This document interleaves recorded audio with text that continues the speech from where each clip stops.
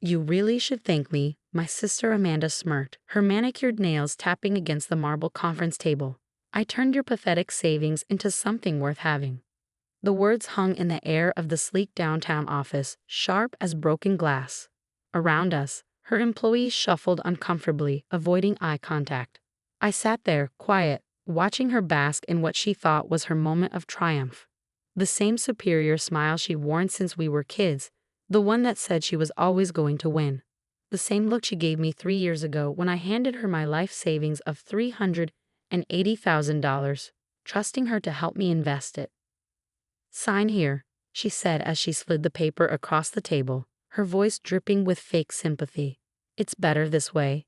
You're not cut out for business. Take the $50,000 and go back to your simple life. I looked at the document, a mutual separation agreement that would effectively write me out of the $7 million empire she'd built using my initial investment. An empire she convinced me I was too stupid to be part of. 3 years of manipulation, of being told I was lucky she even bothered to help me.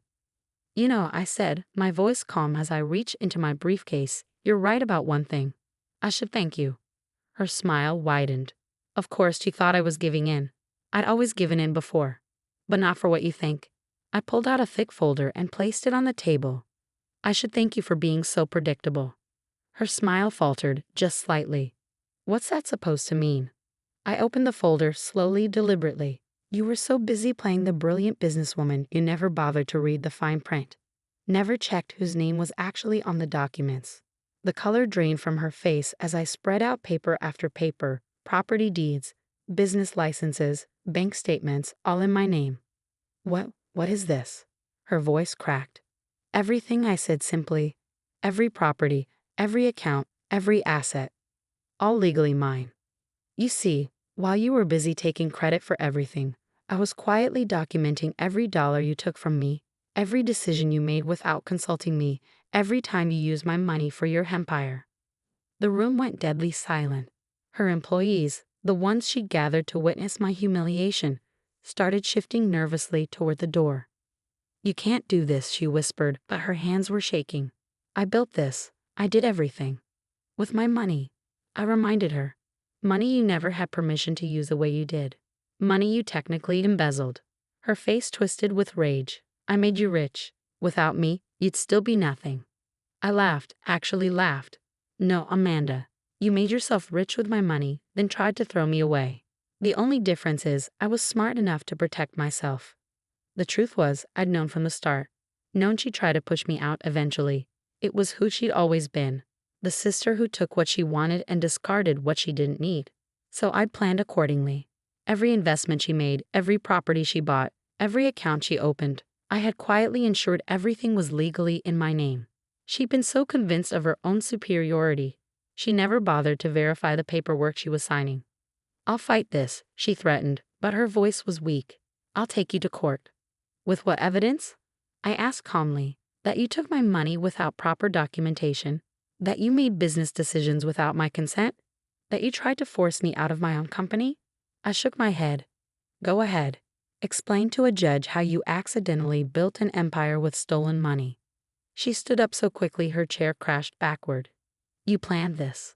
All of it. You let me think I was in control. Just like you let me think I was worthless. I met her gaze steadily. The difference is I have proof of everything. One of her employees, her assistant, Jessica, cleared her throat. Miss Carter, should I cancel your 2 o'clock? Amanda whirled on her. Get out. All of you get out. They practically ran for the door, leaving us alone in the vast conference room. Outside the floor-to-ceiling windows, the city sprawled beneath us. An empire she thought she'd built. Why? She demanded, her voice breaking. Why let it go on for 3 years? Why not stop me sooner? I stood slowly, gathering my papers.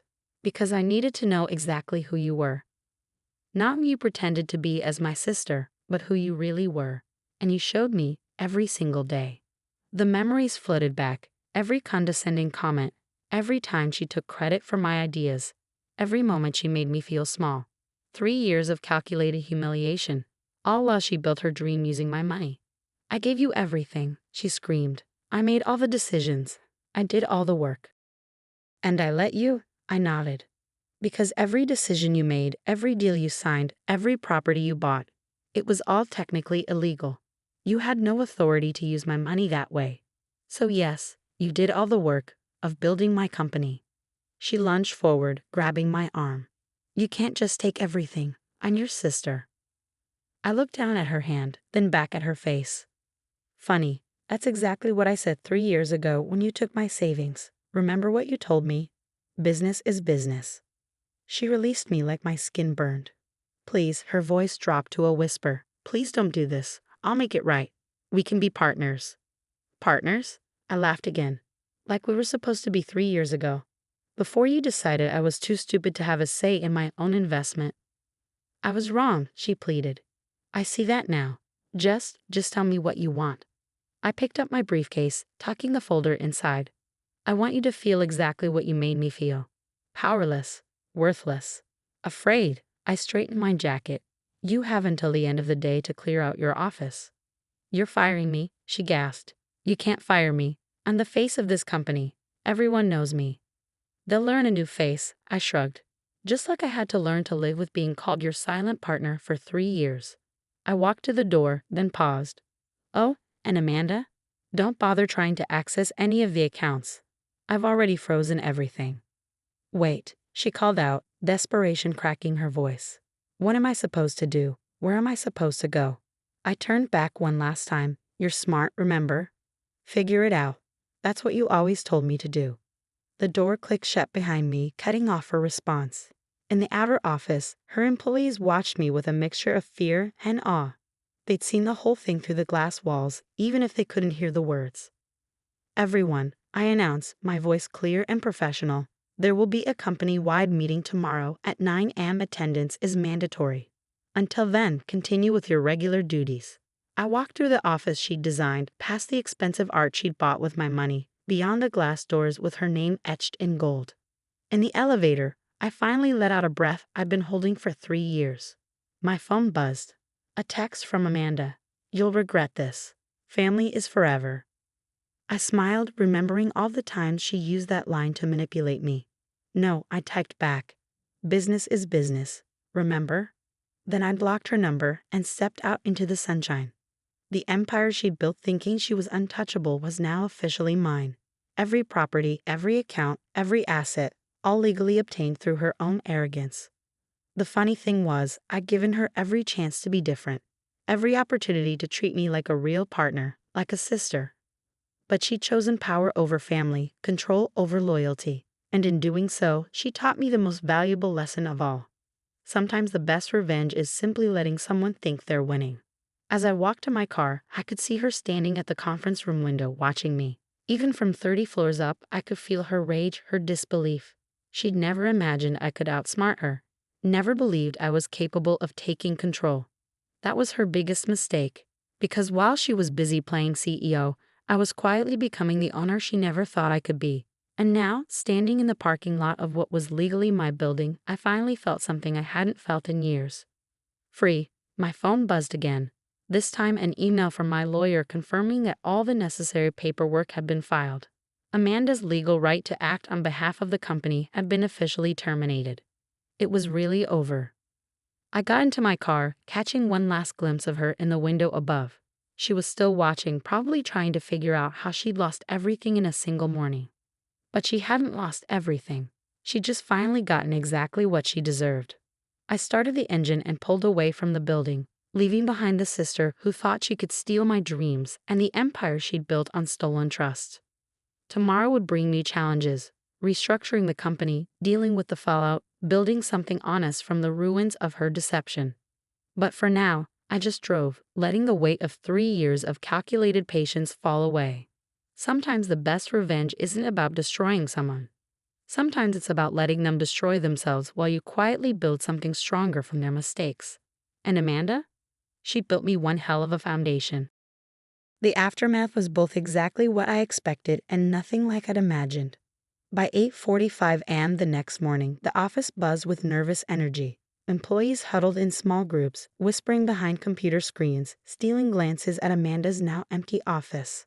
I stood in what was now my office, removing her personal items from the desk. Each piece told its own story of excess. A $5,000 fountain pen bought with company funds, crystal paperweights, photos of her at charity galas she'd attended using my investment money, all props in her theater of success. Jessica, her former assistant, knocked tentatively on the door. "Ms. Winters?" Everyone's gathered in the conference room. I nodded, straightening my jacket. "Thank you, Jessica. And please call me Sarah." Walking into the conference room felt like stepping into another dimension. Just yesterday, these same people had watched Amanda try to force me out. Now they waited, uncertain, as I took my place at the head of the table. "Good morning," I began, my voice steady. "I know you all have questions. Let me start by introducing myself properly. I'm Sarah Winters, and I am the legal owner of this company." The room erupted in whispers. I let them talk for a moment before continuing. "I understand this is unexpected. However, nothing about your jobs is changing. Your positions are secure, and your salaries will remain the same. The only change is in leadership." A brave soul in the back raised his hand. "What about Ms. Carter?" "My sister is no longer associated with this company in any capacity," I said firmly. "Any attempts by her to contact you regarding business matters should be reported immediately." Just then, as if on cue, the elevator chimed. Through the glass walls, we all watched as Amanda stormed in, designer heels clicking against the marble floors, security scrambling behind her. "I'm so sorry," the head of security called out. She still had her access card. I held up a hand. "It's fine. Let her in." Amanda burst into the conference room, her face twisted with rage.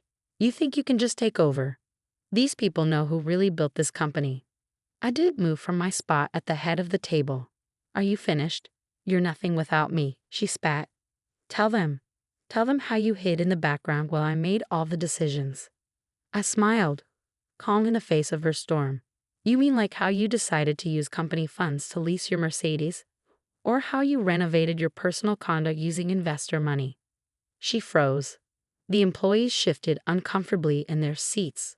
"Or perhaps," I continued, pulling out a folder, "you'd like to explain these unauthorized transfers from company accounts to your personal offshore account."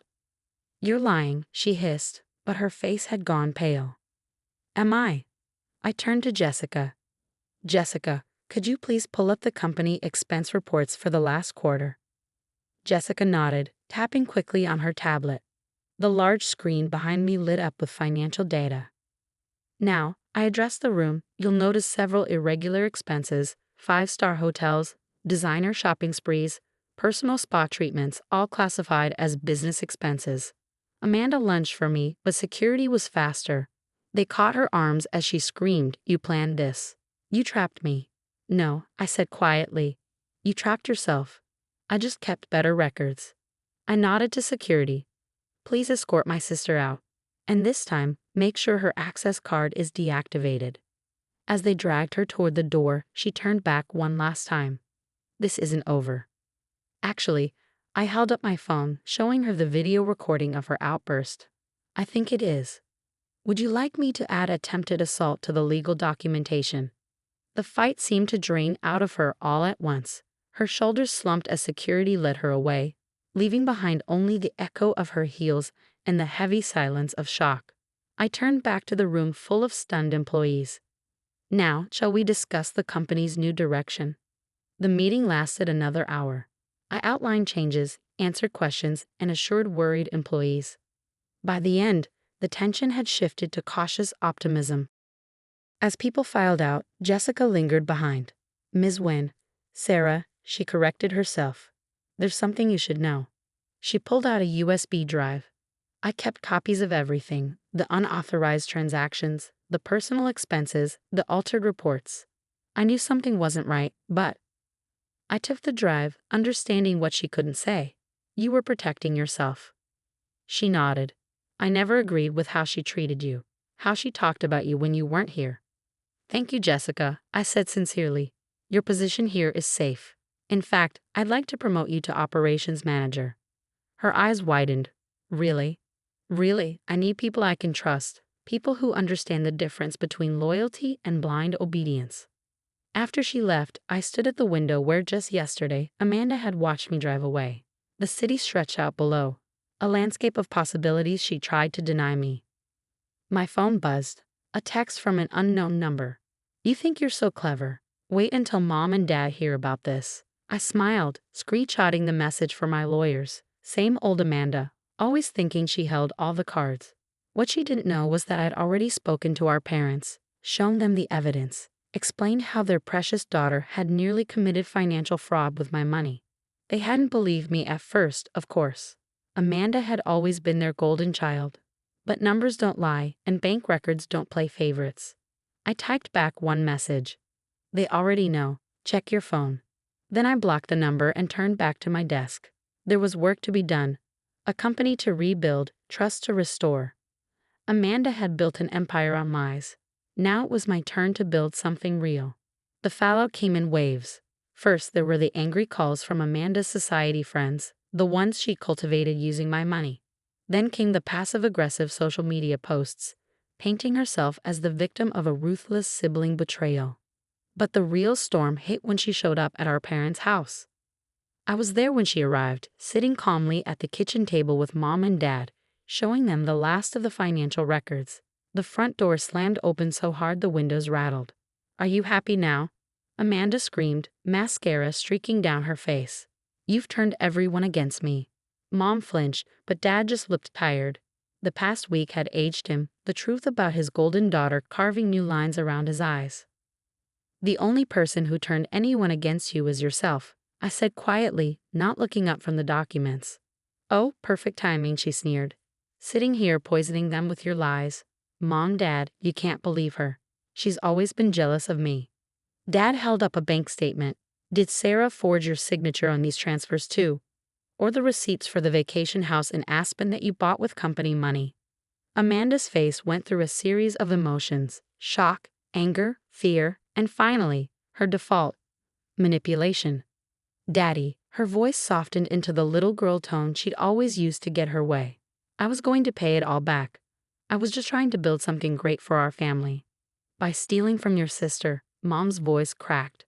"By treating her like she was nothing. I made her rich," Amanda protested. "Look at everything I built. With my money," I reminded her. "Money you never had permission to spend the way you did." She whirled on me. "You gave it to me. You signed the papers." "Investment papers," I corrected.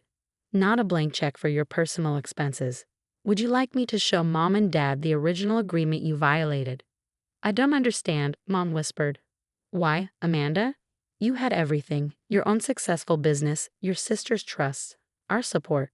Why wasn't that enough?" Amanda's facade cracked. "Because it was never supposed to be her," she screamed. "I was the smart one. I was the successful one. She was nothing but a boring accountant, and suddenly she had all this money to invest. It wasn't fair." The room went silent. Finally, the truth, raw and ugly and real. "So you decided to punish me?" I asked softly. "To prove you were better by stealing from me?" "I didn't steal. I built an empire." "An empire built on lies," Dad said, his voice heavy with disappointment. "And now you've lost everything." Amanda laughed, high and brittle. "Lost? You think this is over? I still have copies of everything. I'll take her to court. I'll tell everyone how she manipulated me, how she set me up." I pulled out my phone and pressed play. Her voice filled the kitchen. "I made all the decisions. I did all the work." Her own confession from the conference room, crystal clear. The blood drained from her face. "You recorded me?" "I recorded everything I said. Every meeting, every threat, every admission. Just like you taught me, always keep evidence, right?" She staggered back, groping for the wall. You planned this. All of it. You're not the victim here. You trapped me." "No, Amanda. I protected myself." "There's a difference." Mom started crying softly. Dad just stared at the table, decades of prideful memories crumbling before his eyes. "Get out," he said finally, not looking at Amanda. "Daddy, please. Get out." His voice thundered through the kitchen. "Until you understand what you've done, until you can tell the truth, just get out." She turned to Mom, desperate. "Mom?" But Mom just shook her head, tears streaming down her face. Amanda's face hardened. "Fine. Side with her.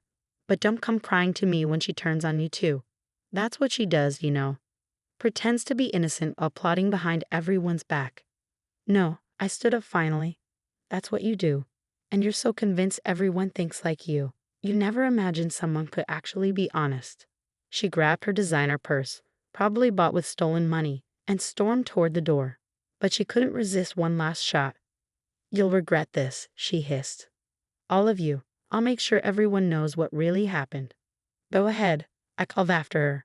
Tell them how you embezzled money, how you violated investment agreements, how you tried to steal a company. I'm sure that'll work out great for your reputation. The door slammed so hard a family photo fell from the wall. The frame cracked, splitting the glass right between Amanda and me. Mom broke down completely then. Dad tried to comfort her, but his hands were shaking. I'm sorry, I said quietly. I never wanted you to see her like this. Dad looked up, his eyes wet. No, we're sorry. We should have seen it sooner. Should have questioned why she always needed more, why she never thought anything was enough. We were so proud, Mom whispered. So proud of everything she said she built. We never thought. It's not your fault, I assured them. She fooled everyone. That's what she does. Dad reached across the table and took my hand. Not everyone. You saw through her. You protected yourself. We just wish you hadn't had to. I squeezed his hand, feeling the weight of years of competition, of always being second best, finally lifting. I learned from her, I said simply. Every time she underestimated me, every time she thought I was too stupid to understand, I was watching, learning, planning. Mom wiped her eyes. What happens now? I stood up, gathering the documents. Now, I run the company properly, build something real, something honest. And Amanda. I shrugged. Amanda faces the consequences of her choices. As if on cue, my phone buzzed. A text from my lawyer. Amanda was trying to access company accounts, making threats to employees. Exactly as we predicted. I have to go, I said. There's still work to do. Dad stood up and hugged me properly for what felt like the first time in years. We're proud of you two, you know. We should have said it more. I hugged him back, breathing in the familiar smell of his aftershave. I know, better late than never, right? As I drove back to the office, I thought about Amanda, probably plotting her next move, never understanding that her real punishment wasn't losing the money or the company. It was losing the one thing she'd always taken for granted, family.